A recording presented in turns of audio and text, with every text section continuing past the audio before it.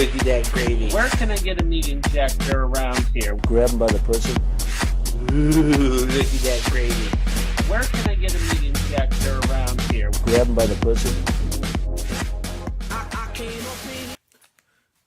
Ladies and gentlemen, this is a special news report. The Unabomber has been caught, and it ain't me. Hey everybody, this is your old pal and mine, Lord Dixie, coming at you with another installment of Dixie Reads Mother's Day, Chapter 2, and possibly 3. Sippy sippy. It's best to be somewhat pre-lubricated when you read Eric Morse. That's kind of bitter shit. Anyway, do a quick recap. Prologue Chapter 1 basically established that the author is gay and in the closet. Very homoerotic. What can you say? Very homoerotic, very My Little Pony-ish type descriptions of the girls' room. We know that the main character, Carly and or Carrie, even though she's supposedly a good girl, she goes from wanting to bang Billy Boone to wanting to bang Paul Sexton within the space of one phone call with Billy Boone. Billy Boone. Exactly what Carrie White has to do with the story, we haven't found out yet, but there's constant mention of Carrie. But anyway, let's see if we can get on with this. But that it's not strong alcohol, it's just kind of bitterish. It's bitterish, but it's booze. So here we go with Dan Fox, Eric Morse, Mother's Day, Chapter 2, Buried Treasure. I bet it's butt treasure. And the author is going to dig it up with his long, strong shovel attached to a pole. We'll find out later. Chapter 2, Buried Treasure. And if you're just joining us and you missed part 1, fuck you. But if you missed part 1, I'm going to read this exactly as it's written. And may God have mercy on us all. Chapter 2, Buried Treasure. The Voice. It's not a complete sentence, but, you know, I know you're trying to be like artistic license and shit. The Voice. Period. The Voice told him what to do. There was nothing he could do about it. He had to obey. First, he took the cardboard box back to his cabin. He set the box on his little white Formica table. Then he sat stiffly in his one rickety wooden chair, waiting for darkness. Now, we don't even know who this character is yet, but I mean, I'm assuming it's the hunter from the prologue. And we have set up that he is white trash because he has pretty much everything that the author thinks a white trash person would have in their domicile. Yeah, has a cabin, not a trailer. That's probably the only thing missing. That night, the sky turned cloudy. No stars, no moon. By 8, the woods were pitch dark. There would be rain tonight. The hunter could feel it. Because he's a hunter and he feels shit. It was time to follow his first set of instructions. Putting on a pair of yellow work gloves, he hoisted a shovel over his shoulder, put the cardboard box under his arm, and set off into the darkness. I told you it was going to be a shovel, but buried treasure. Okay, that was a gimme. Rick Perkins was having some construction work done a few miles down the road. Another new character, Rick Perkins. He was digging a foundation so he could build himself a larger house. The greedy geezer. The hunter knew he could find what he needed there. He went on foot, staying by the side of the road the whole way, ready to move into the woods at the sound of any approaching car, because I guess it's illegal to carry a box and a shovel at the same time in this world. As it turned out, this was an unnecessary precaution. He saw and heard no one except the animals. That is, except the animals, that is. Amazing how noisy the woods were at night. Crickets chirping, frogs making that rivet sound. Rivet. I mean, I think pretty much everybody else says it gives the frog rivet with a B, not a V. You know, a frog riveting would be like, or you know, the sound of a jackhammer, maybe. I haven't used a rivet gun ever, but I have worked in a shop. Rivet sound. Owls hooting, and his own black boots tramping along the hard-packed dirt. It took about an hour to reach the construction site. There stood the huge yellow backhoe, its dirty metal shovel hanging down like a giant arm. Better the backhoe than the front hoe. Okay, I never read a whole page without any real punctuation or grammar gaffes. If this shit keeps up, I'm going to have to take it seriously. Okay, so it's dirty metal shovel hanging down like a giant arm. No major ones, they don't count. Nothing to really interrupt the readability, so give me a hand on this one. The supervisor's shed was padlocked, but the hunter was prepared for this little problem. He'd brought along a screwdriver and a flashlight. With these tools, it was easy enough to unscrew the rusty metal hasp and remove the padlock from the door. Inside the shed, he found the key for the backhoe hanging on a pegboard. It's a little white tag, white tag maybe? It's a little white tag neatly marked as if for the hunter's convenience. When he turned the key in the backhoe's ignition, the powerful diesel machine roared and rumbled like an airplane. The hunter didn't care. The walk here had convinced him that there was no one around for miles, no one to see, no one to hear. He was able to drive all the way to the site on back-country roads. The cardboard box sat on the seat beside him, jouncing up and down on the black leather seat. The hunter felt powerful sitting behind the wheel of the huge machine. The engine throbbed. That is a sentence, but that's a lazy-ass sentence. The heat baked his legs. The metal flap on the exhaust pipe flipped up and down as the smoke poured out. All the while, the voice guided him. I'm doing worse than fucking Eric Morse tonight. This is not my first one. No, no, no. All the while, the voice guided him, telling him which way to turn, and it was telling him to turn gay, apparently. He drove until he came to an old abandoned house not far from Crystal Lake. It was a gray, two-story building set way back from the road across a large field. The hunter guided the giant yellow machine across the lawn. The backhoe's wide wheels made deep tracks in the overgrown grass. About 100 yards from the house, several small headstones jutted up from the grass in what seemed to be a small family cemetery. Just beyond the small cemetery, the voice told him, ordered him, He like turned a hyphen into an ellipse. To stop. He braked it once. Then the voice told him to dig.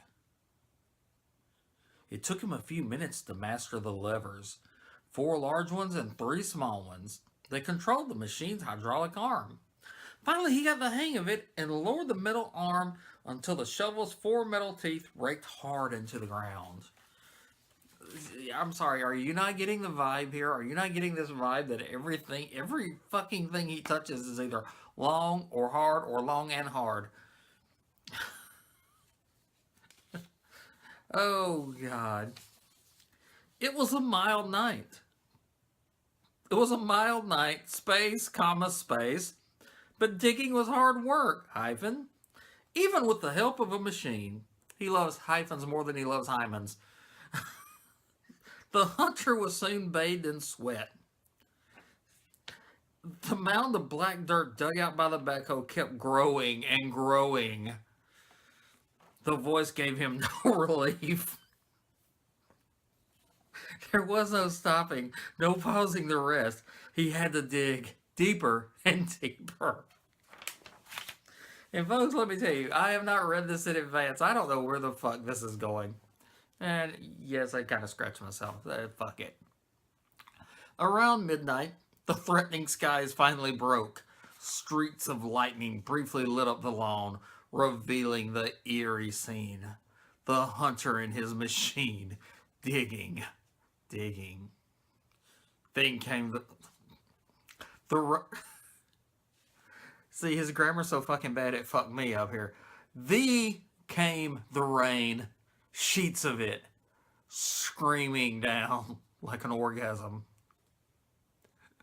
The voice issued a new order. The hunter parked the backhoe by the edge of what was now a very deep hole. He retrieved his shovel from the cab floor, and in the frenzy of the rainstorm started climbing down into the pit. That's the only thing this even reminds me of, like, straight erotica. He went down into the pit. The rain was rapidly turning his hole into a muddy gorge. He slipped and slid most of his way down. Oh, they didn't walk a mud hole in his ass. When he reached the bottom of the pit, he began to dig hard. Though he was tired, he kept up a steady rhythm, the black smelly dirt flying over his shoulder again and again. The rain made each shovel load twice as heavy, but he didn't show down. Yes, he didn't show down. He didn't stop. His clothes were soon drenched, and I bet they were hanging to his tight, muscly body. His clothes were soon drenched. His camouflage shirt was plastered to his skin. Rain drummed on the cardboard visor of his cap. He had no idea how deep he had dug. The night was so dark that when he looked up into the rainstorm, he couldn't tell where the hole ended and the sky began. Maybe he was burying himself alive. Maybe he would drown in a sea of unanswered desires. It didn't matter. He had no choice. He had to follow orders. As he dug down even deeper, he began to hear the strangest sounds. More! Give it to me, baby! At first, the sounds were faint, but they soon grew louder. He couldn't quite make them out. They sounded like distant screams. Then the air turned foul. It smelled like rotten eggs. Don't fart in a hole that you just dug for yourself.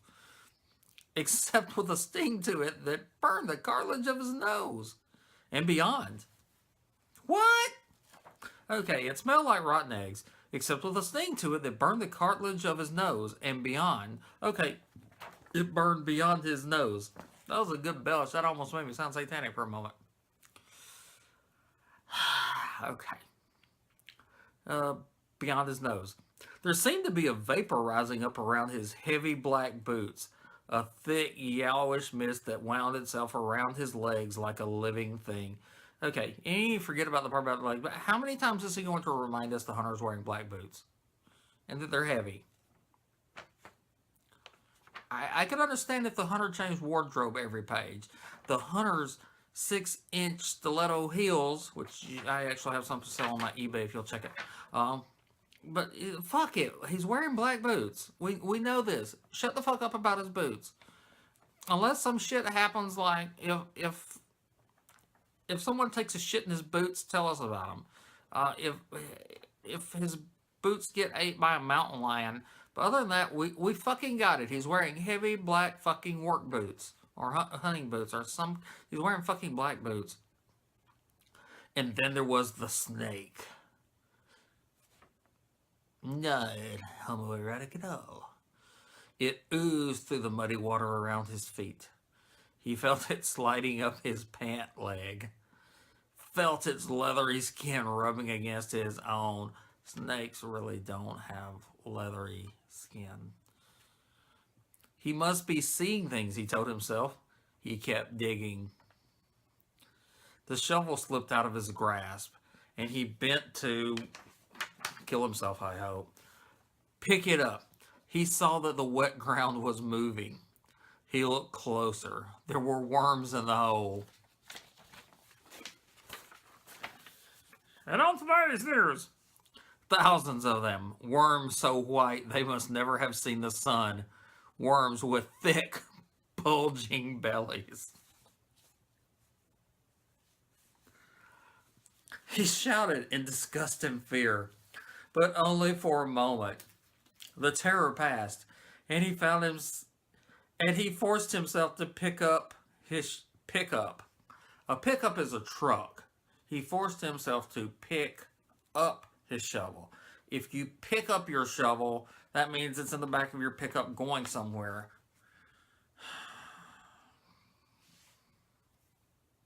He forced himself to pick up his shovel and keep digging.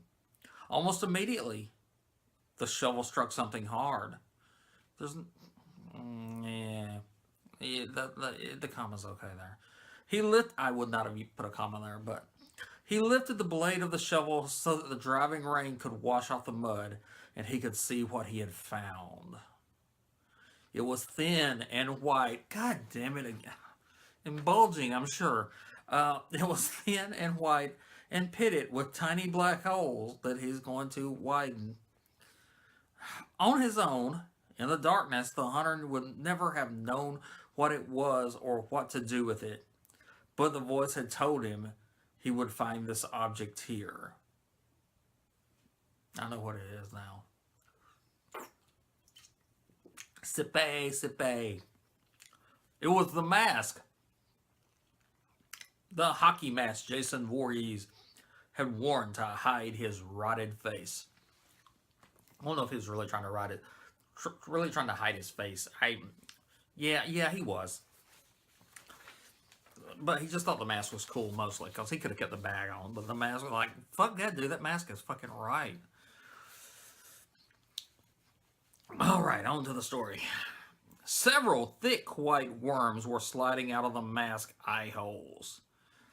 The hunter banged the mask against his leg. The hunter banged the mask. That's all you need to know about where this story is going. Oh, baby. Oh, me so horny. Oh, me so hockey. Oh, me so hockey. Oh, me so hockey. We fuck you in the mask. I kind of lost my place there. Okay. The hunter banged the mask against his leg to knock off the worms.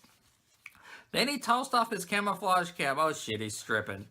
With two yellow-gloved hands, the hunter carefully placed the wet mask over his face.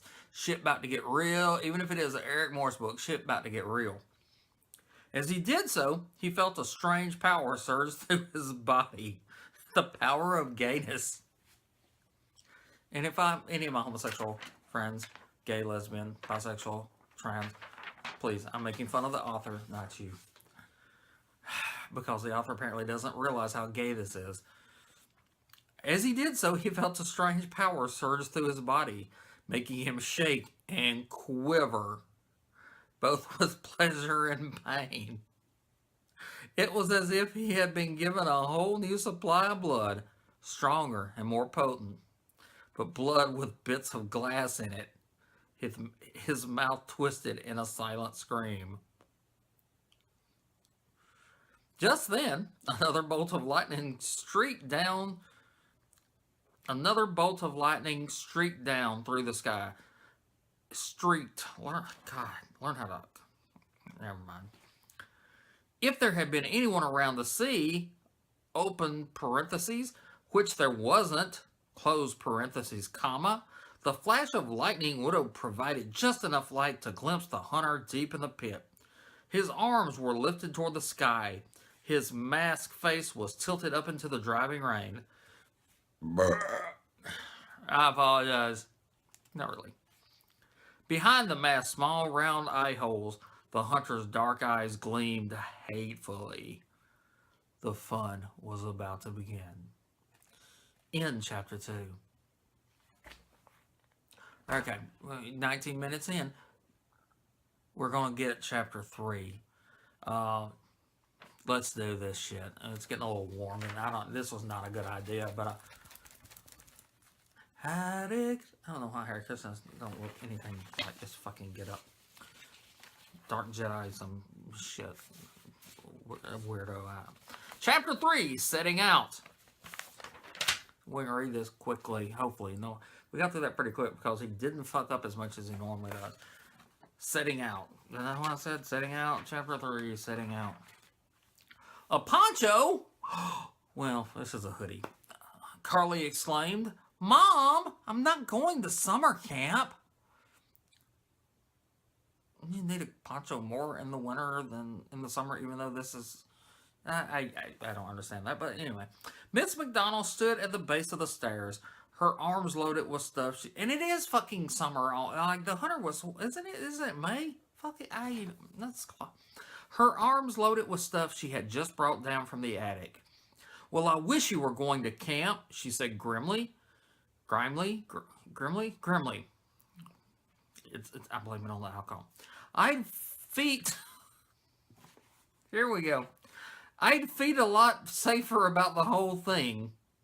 She carried her load of clothes to the foyer, where Carrie's suitcase, again Carrie, already stuffed, sat waiting. She didn't feel too well about what's going to happen. I'll tell you that right now. Mom, Carly said. We got Carly and Carrie both tonight. I'm going away for 2 nights. That's it. 2 nights. You're in fucking high school. Fuck that going away for like camping. Bullshit. Beat your ass. Well, it's good to be prepared, Miss McDonald grunted as she kneeled down and started stuffing a second canvas carryall. Carly found herself staring at the top of her mother's head. Miss McDonald had dyed blonde hair. Open parentheses, a recent experiment, semicolon, she'd been egged on by Carly, close parentheses, and totally gray roots. Carly felt a knife twist of pity. Her mother was getting old. Carly glanced at her pink and black Swatch watch. 4:30, the last word from Boone. The last word from Boone was that Paul Sexton, open parentheses, Paul Sexton, exclamation point, close parentheses, and his roommate, open parentheses, Albert something or other, close parentheses, were going to pick her up and drive her to Kyle's. Kyle, you goddamn Jew! A halfway decent carbon. They'd all leave from there. They'd all leave from there. Kind of a sentence. How Boone had got permission from her mother, she had no idea. She was afraid to ask, for fear Miss McDonald would change her mind. Don't forget, to call when, you get there. Okay, now, I joked about his fucking hyphens, but that's a completely bullshit use of hyphens right there. I mean, some of them I just made fun of, but that's bullshit right there. Don't forget, to call when, you get there. Don't forget to call when you get there. It's a fucking easy-ass fucking sentence. Ms. McDonald said, struggling with the suitcase zipper. Mom, Carly said, we're going camping. There might not be any phones in the trees. Very funny. Miss McDonald gave her a limp, half-hyphen smile. Mom, I'll be fine. I pray that you're right. Carly sighed. A car honked. It's a lot of action here. A car honked. She turned fast. Through the front door's lace curtain. Okay, the house's front door. Lace curtain. She could see a red Porsche convertible idling in front. I gotta stop drinking before I read this shit. Her heartbeat increased instantly. Okay, Mom, she said, trying to cover up how happy she was to be leaving. I gotta go. Now, how the fuck did Boone get a Porsche? He barely works. He rides a motorcycle. Maybe Paul Sexton has a Porsche. He goes to Brown. Yeah, that's right. His parents are rich. Rich parents always buy Porsches for their kids. That's it. Let me get you some fruit, and I've got an egg salad and hyphen. I would have used an ellipse there. Carrie hugged her mother, partly as a way of cutting her off, and kissed her cheek. Her mother hugged her back. Hard. I've got to go, Carly said gently. She could have predicted her mother's last words. They were words she used even when Carly went no farther than the movies. Be careful, Miss McDonald said. Holy shit. She got ESP or shit. She knew her mom was going to say, be careful. Going and spend the night in the wood with a bunch of boys. Be careful. Mom, I knew you were going to say that. Scipio, Scipio, as they say in south of the border. Carly felt like a true dork going down the walk carrying 2 big bags. Like she was going on a month's trip or something. A tall, rugged, blonde guy with soft, silky hair jumped out of the driver's side of the car and hurried to take her bags from her. At this point in time, we know every curve on Paul Sexton's anatomy, and all we know is that Carly has a long neck. And that was from chapter 1. Carly, right? Tongue-tied, she nodded dumbly. She knew her mother was watching from the window, which made her feel even more embarrassed. I'm Paul Sexton. Called it, said the incredibly handsome teenager, as if she didn't know who he was. She's got a woman boner for you, Paul. As if anyone didn't know, because everybody had a woman boner for, even Boone had a woman boner for Paul. He hefted the bags easily as they walked toward the car. You like to travel light, huh? He joked. For the first time, she noticed a large, bespectacled face ogling her from the rear window of the Porsche. Her first impression was that Paul had a huge poodle in the back seat. Carly, Paul said as they got in, this is Albert Harris. Albert, Carly, Carly, Albert, Albert, Carly, Carly, Albert. Carrie, where are you? Carly found herself giggling like this was the world's funniest joke. Albert was a chubby guy. The word fat came instantly to mind. Pot calling kettle black. With curly black hair and a nervous stare.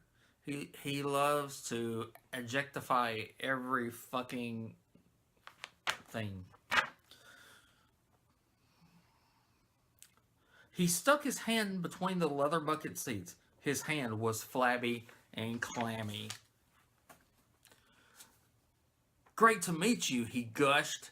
He didn't let go of her hand. Do you like movies? Have you seen Jurassic? Albert, Paul said lightly. Albert, Paul said lightly. We're going to be together the whole weekend. Ease up, big fella. Carly giggled again, only this time she regretted it immediately because she could see how hurt Albert was. Then Paul grinned at her and everything went out of her mind. It was a knowing grin. See, every fucking action is objectified. Like the two of them shared some big secret. He flicked on the radio and Mariah Carey started belting out a hot love song that pulsed through the small car. Sex is already in the air, thought Carly with a tense thrill. Mariah was just saying it all out loud. Yeah. The streets in Newark all look pretty much identical with their big green lawns and large shingle-style houses. Shingle-style. But it was the huge trees lining the streets that really made Newkirk so pretty. Most of the streets were named after them. Maple, Elm, Cedar. Kyle lived on Cypress. When they drove up to his house, Kyle was sitting cross-legged on the front lawn next to his black guitar case and a large aluminum hyphen-frame backpack. He was a stocky but good hyphen-looking senior with long brown hair, which he combed straight back. His eyes were closed. And once again, all we know about Carly, she got a long neck and a pink phone and a cat and some carpet.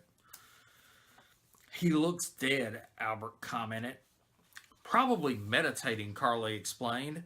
Kyle had always been kind of a hippie, but since he and Suzanne had started going out, they had both gotten into the whole 60s trip in a big way. They had even started an environmental group at school. They even ate crunchy granola. Holy shit. Fucking bring on the love, man. Free love, free peace, Janis Joplin, and crunchy granola. Sippy, sippy shit. Paul honked. Hopefully his horn. Kyle just opened his eyes and smiled.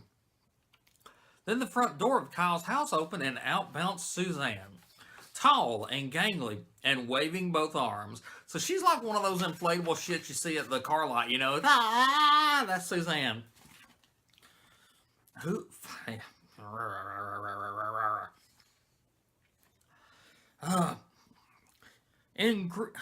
Tall and gangly and waving both arms in greeting. Her red hair looked coppery in the sunshine. She was wearing a purple tie-dye t-shirt, a necklace of wooden beads, and short cutoffs that made her legs look way too long, like a giraffe. Okay, number one, you took pretty much every stereotype of a hippie and threw it on this one little girl. I mean, seriously. And here you have a chance to describe a girl, and you describe her as a giraffe. Paul has like thick, muscly, sinewy arms. The hunter has big black boots, and Boone's the bad boy in the black ponytail, and Suzanne looks like a giraffe. No gayness in you at all. Did I get the instructions wrong? Muttered Albert in the back seat. You didn't say we were going camping, right, Paul? Obviously, you can't go camping in short shorts with a guitar. Not going to Woodstock? Yeah, smart ass right there. But yeah. Carly couldn't think of a good comeback, so she just got out of the car. So did Paul. Albert stayed him back. You fucked up, Albert. Suzanne loped over to Carrie and gave her a big hug. Okay, the giraffe loped over. I'm sorry, my eyes just fuck this shit. Your eyes would burn if you had to read this shit. Suzanne, Carrie, who is back. Suzanne loped over to Carrie. I even totally fucked that up. I just missed it, you know, and gave her a big hug. Suzanne, Carrie said into her shoulder. I just saw you an hour ago in English class. That car's going to be fucking crowded with Carly and Carrie in there. Well, hugs are affirming, Suzanne said. Fuck, the hippie. Suzanne had already been wearing her nose ring for a month now, but Carly still couldn't get used to the sight of metal-piercing nostril. She looked away. This is Paul Sexton, Carly said, though she knew he needed no introductions. Let's see if we can throw in some more hippie stereotypes here. Woo! Woo! Not even a woo, it's woo, Susan said, gaping openly. That's the most sexual thing he has said about a woman the entire fucking book. Then she covered her mouth. Oh, never mind. Giggling and said, whoops! Paul just grinned. Carly glanced down at Kyle to see if he minded Suzanne's reaction. Apparently not. He had his eyes closed again. The front door of Kyle's house opened a second time. Out came Monique. She had her hands in the back pockets of her guess. I know guess is stylized in the ads as guess with a question mark, but I don't think you actually need to put this in the fucking book. It just throws shit off. Her guess question mark jeans, which meant that as she walked, she sort of sashayed, and her chest stuck way out, which it did anyway, like a penis. She made a grand approach down the pavement, like a model coming down the runway. Carly could feel Paul tense beside her. Definite competition. You're not bringing any bags? Carly asked Monique crossly. The words seemed to slip out. She suddenly felt like Monique's mother or something. Monique gave Carly an obnoxious smile. I have plenty of stuff, she explained, haughtily in broken English. Kyle picked me up and loaded it all in the van. Kyle picked me up and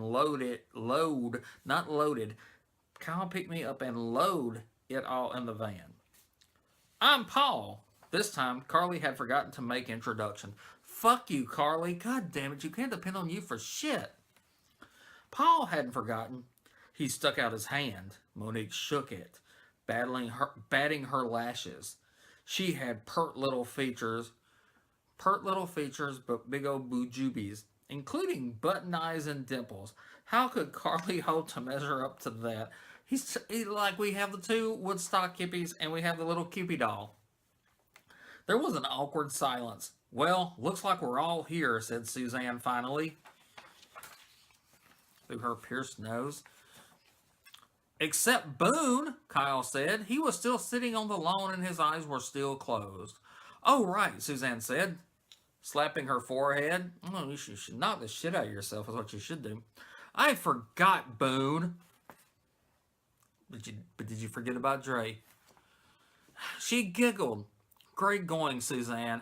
After all, he only organized the whole thing. No respect when you're a juvenile delinquent. As if on cue, an obnoxious roar broke the silence. All heads turned to see Boone's Kawasaki Ninja thundering down Cypress Lane. Boone rode right up on the Kyle's lawn, then back down into the street, making a tight circle around them. He dismounted like a cowboy getting off a horse after pulling off.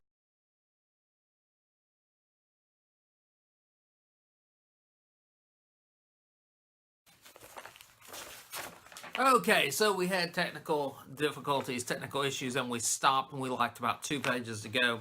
I'm going to edit this together. If you can't tell, this is 2 days later after we started this. I just got off work. I am not drinking today because I got to go to bed soon and I've got to work today. I'm not drinking today. But we're going to get back to where we left off. Where we're on page 22. The final 2.5, 3 pages of chapter 2 of Mother's Day. This is chapter 3 of Mother's Day, sorry. So, without further ado, as if on cue, an obnoxious roar broke the silence. And yeah, I am backing up a little bit from where the other ends, but just so that we don't miss shit, because we don't want to miss any of this good stuff. As if on cue, an obnoxious roar broke the silence. All heads turned to see Boone's Kawasaki Ninja thundering down Cypress Lane. I bet he was going down Hershey Alley later that night. Boone rode right up onto Kyle's lawn, then back down into the street, making a tight circle around them. He dismounted like a cowboy getting off a horse after pulling off a prize-winning stunt in the rodeo. He pulled off his black lucite helmet and waved it in the air. Yee-haw, he shouted. Let's with 4 T's party. Let's put like, let's party. Normally, it made Carly really nervous when the driver of a car looked at her for too long. She was always sure they were going to crash, but when Paul looked at her, she melted. What eyes! They were ice blue and twinkly, like clear, sparkling water. There's like no break between Boone pulling up and her being in the car. It's kind of threw me, but what's new about this bullshit? Normally, I said that. How you holding up? He asked. Not too bad, Albert said from the back. He was lying on his back with one chubby arm draped over his sweaty forehead. You know, he said, I think I'm not going to be carsick for once. I wasn't talking to you, dweeb head, called Paul. I was talking to Carly here. God damn, they got those insults all like up to date, like the most hip with it insults. Dweeb head. I was like the one character in Rob Zombie's 31 that didn't actually make the cut. Dweeb head. They'd already been on the road almost 2 hours. They had left Newkirk far behind where there's nothing to do. Hold on one second here.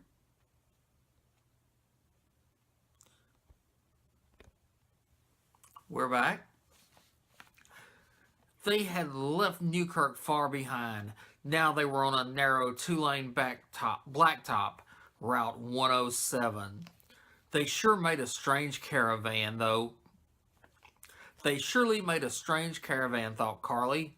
Boone and Monique were leading the way on Boone's huge motorcycle. It's a Kawasaki Ninja. They're kind of small, are they? Paul's sleek red car came second. And in last place with this old beat-up Volkswagen van with psychedelic graffiti spray-painted all over it. Kyle and Suzanne. Kyle and Suzanne!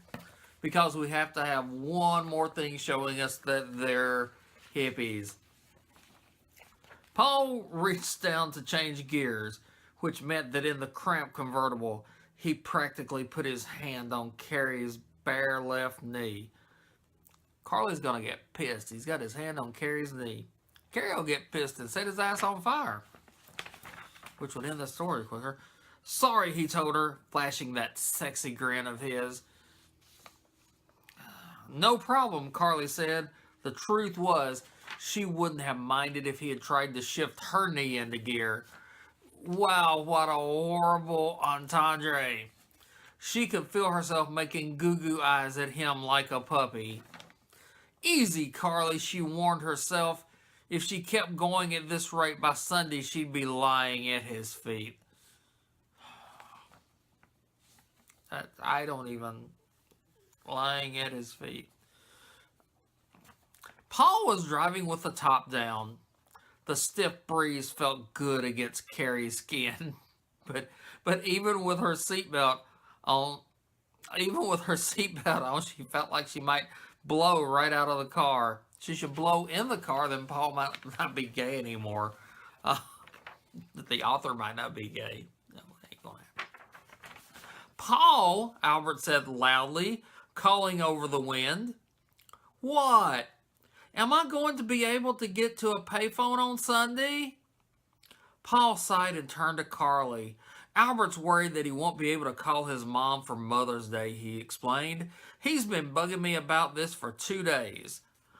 Oh, that's sweet, Carly called, smiling back at Albert. Albert grinned briefly, then frowned again. Just promise me that I'm going to be able to get to a payphone. This was back in the days of payphones, so I won't rip on them on that too much. It's a whole fucking stupid... Oh. Yes, Albert, Paul said, for the millionth time. Yes. I mean, where do you think we're going anyway? The jungle? This is Crystal Lake. That's part of New England, just like your hometown of Providence.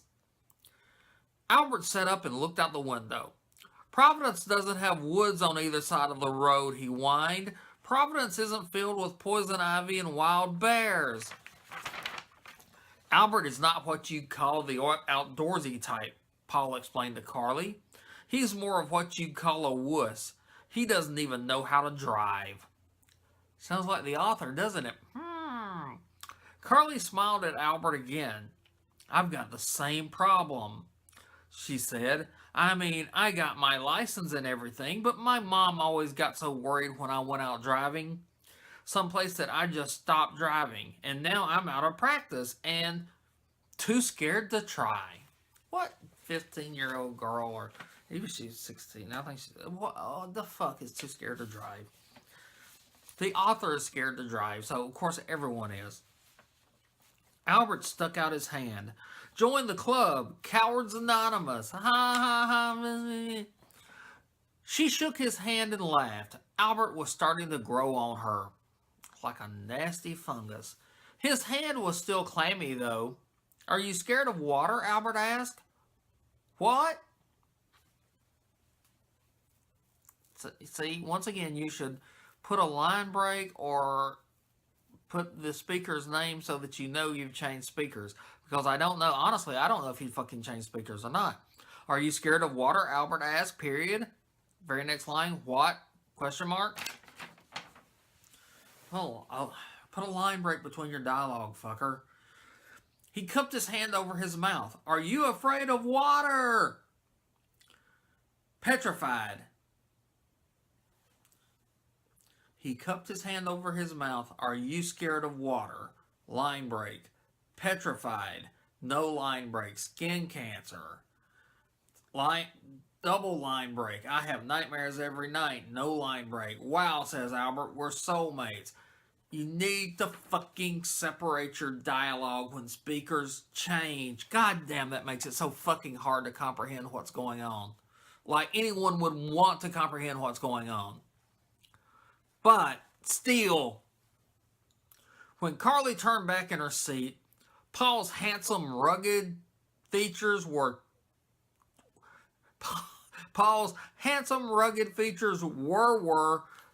tensed up in a frown. Could it that he minded when she talked to Albert? Could it that he minded when she talked to Albert? The possibility excited her so much that now her own hands started to get clammy. Then Albert called weakly. Called C-A-U-E-D. What is that? C-A-U. It's not double L's. That's C-A-U weekly. Paul. What? On second thought, I think I'm going to be sick. Next rest stop you see, could we pull over? Carly pointed up ahead. Looks like Boone read your mind, Albert. He's turning in. Someone very gay. She stuck her hand through the open roof to signal Kyle and Suzanne. Of course, it would be kind of hard for them to miss that they were turning, since they were the only cars on the road. Then again, those two were so laid back because they're hippies. Carly figured she should send up flares. Paul slowed down and turned onto a dirt road leading from the highway, and Carly got her first glimpse of the rest stop. 2 ancient old pumps, a little gray shack, and a weather-beaten sign. Ned's Gas. Very few rest stops have gas stations. Some do, but not a hell of a lot. The place looked, but our author would not know that because he can't drive. He's never been anywhere other than San Mateo. The place looked totally deserted, kind of like in every fucking horror movie. But at least there was a payphone. Carly felt inside her pocket for change. She should call her mom after all and tell her she's about to get laid. Maybe. And then maybe, just maybe, she could convince her mother that there was no need to worry. In chapter 3. Alright, everybody. I'm tired. If you can't figure it out, I'm not nearly as exuberant as I was on the first half of the video because I'm tired. I worked a full fucking shift. I'm tired. So, with that being said, we will return to you if I get a couple of likes. A subscription would be great. Go out and tell your friends to watch this and subscribe, and then you will definitely get chapter 4 and 5 by next week. Alright? This is your old pal and mine, the Dark Lord Dixie, the substitute Unabomber, the Uno Bomber, except I didn't have any fucking cards. That would have been so funny. But anyway, peace out. Later, taters.